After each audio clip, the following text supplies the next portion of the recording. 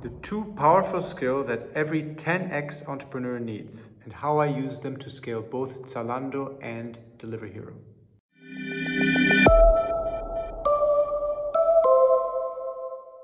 So any entrepreneur worth his salt holds himself to a standard of 10x. It's a widely accepted rule of thumb that any input should result in an output of 10x, at least. In the same way that if you invest $10, you want to receive 100 back. So any time used, any process built, or any action taken needs to return 10x. So I'm here today to talk to you about two powerful skills that are key to achieving 10x growth. They're called hyperscale and hyperturnaround. So both are often big buzzwords in the startup world. And on top of this, the status quo, people in general see them as mutually exclusive. People see them as completely different. Or better said, they're seen as, two different skills, two entirely different worlds. Now I'm here to tell you that this is a misconception. I think that they're part and parcel of the same thing. They're two sides of the same coin. So let me elaborate.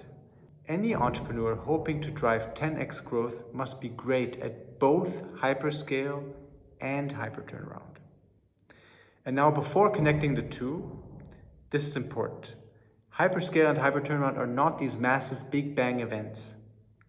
Hyperscale is not an event that happens over a set amount of days with a set amount of results, and neither is hyperturnaround. Both are instead effective management styles that, when done right and done over an extensive period of time, can often lead to the unicorns that any early stage founder can only dream of. And above all, both are incredibly interconnected.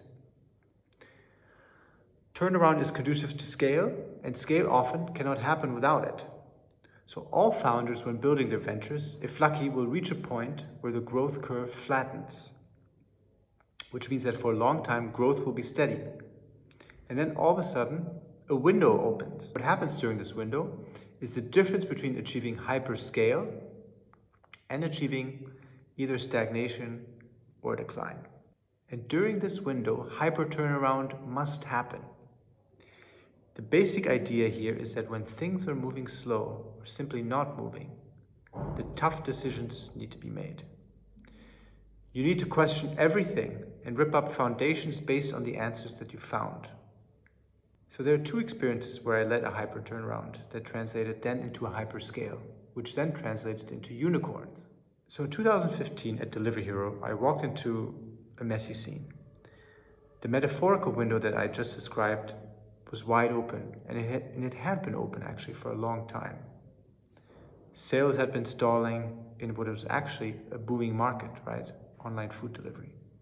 Employee morale was low, the apps were outdated, and worst of all, the processes in place had failed to change with the times.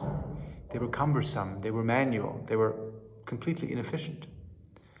The food giant was stalling, and it was practically screaming for a hyperturnaround. So after an extensive health check, where I dug deep into each function, the root cause was determined as not having the right people and culture in place. So here's what we did to fix the issue. I led a massive flattening of the organization. The entire org chart and hierarchy were redefined. I removed unnecessary management layers by looking at each layer's costs, their day-to-day tasks, and cultural fit as a whole. Any management fluff was cut out, essentially. And so to fill these accountability gaps left behind due to this restructuring, I instituted a simplified reporting on the thesis of must-haves only. So only must-haves, not nice-to-haves, mattered at this time. So this reporting structure started with forming micro all-star teams. So small all-star teams that operated within a flat hierarchy and within each function. So each KPI, or key performance indicator, was then defined. The KPIs were easily measurable metrics, and they were vital to the success of Delivery Hero. Once defined, each KPI was later given an individual owner, and only one owner per KPI. And these newly formed teams employing KPIs as their single source of truth embodied organic accountability, which is much better than an enforced, superficial kind of accountability. Doing so gave birth to an ownership culture that was infectious throughout the entirety of the venture. So with both the current culture and the current people addressed, we moved on to the last point of concern. We redefined the hiring process. This way we would ensure that all future people, as well as the culture that they bring with them, of course, would fall in line with the turnaround that we had just instilled in the company. So we did this by extending the foundational line. In the same way we demanded objective criteria for progress in the form of KPIs, we included quantifiable metrics in the hiring process, of course. So the hiring process became full of KPIs. And in the same way that we fostered an ownership culture in the operations of the venture, we evaluated this quality from the outset while recruiting. So better known as AQ, this adversity quotient was the new #1 overriding factor in recruiting. It alone was the gatekeeper and decided whether a candidate was pushed through the interview pipeline or not. If they couldn't look adversity in the face and persist, they just simply weren't a cultural fit. In other words, if they didn't have a measurable tendency towards ownership, they weren't a fit, period. And AQ was measured through expertly crafted exams and worked remarkably well as an objective do-or-die metric for hiring.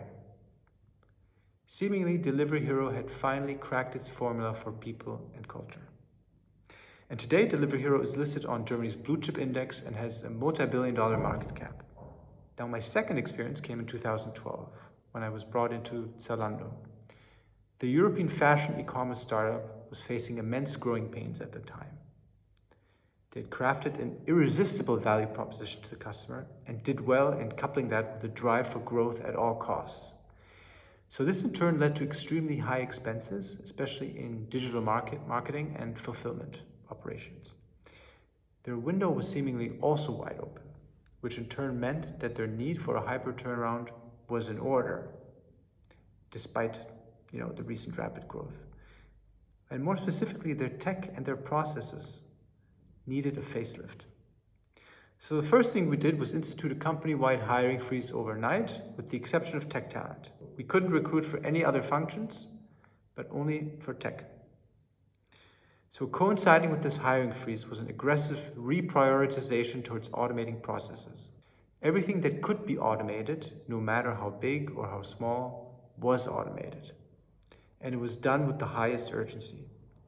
We've even brought in optimization-oriented consultants to do what the current functional heads couldn't do, which is, rethink, reimagine the workflow.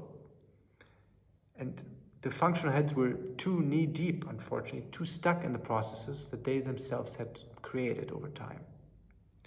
So the central skill for hyper turnaround is the ability to zoom out and to rethink, essentially just to question everything. So while this company-wide deconstruction was happening, I put my efforts towards re-engineering the hiring process for tech talent. Before launching the push for more tech talent, as they alone would be the key to reducing fulfillment costs and marketing costs, we made sure that we had the right filters in place. And these filters would essentially give us the capacity for such a large-scale push. And quite frankly, it would make everybody in the HR department's life a lot easier. So what we did is we added an automated layer of online programming tests, which were designed by our current tech team. So these tests proved as objective, and they became the gatekeepers similar to what AQ was to Delivery Hero. And so after establishing this rigorous hiring process, we opened the floodgates. So we targeted local job boards depending on the various markets. First, it extended our option pool immensely. Second, it reduced our greatest cost, the people. Monthly hires increased tenfold without costs increasing at the same rate, which was great. Later down the line, the tech turnover decreased heavily, as well as retention was bolstered thanks to the right hires from day one. Finally, the day-to-day of the newly revamped tech teams were more heavily divided. We put a stop to an 80-20 split that prioritized customer-facing projects. Instead, there was a more balanced distribution that recognized the relentless automation of internal processes as a priority. Now, while growth accelerated, Zalando became leaner and more profitable, culminating in a successful IPO in 2014. Its winning formula of relentlessly focusing on tech and process automation has only intensified since. Zalando now is also listed on Germany's blue chip index and also has a multi-billion-dollar market cap. If, as a founder, you're unable to scale, you need to make the difficult decision to proactively induce turnaround. Because that will allow you to whittle down to the few key drivers of success. In other words, you'll be able to carve out a proven formula for growth. Because after all, hyperscale is only a matter of doing things right on a micro level and then amplifying those micro successes at a macro level. So an entrepreneur who is able to critically self-evaluate by zooming out to see the bigger picture, then zooming in to newly optimize everything, is an entrepreneur that's primed for 10x growth. So thank you guys for tuning in today. I hope you found my walk down memory lane useful. I'm excited to continue to fill this channel with experiences that will help founders everywhere find success in their building efforts. If you want more of the startup building resources that we're building with this channel, I recommend that you subscribe to this channel and that you also check out 100tasks.com. There you'll find a bunch of different content that can benefit both you and your idea. See you guys next time, and in the meantime, happy building.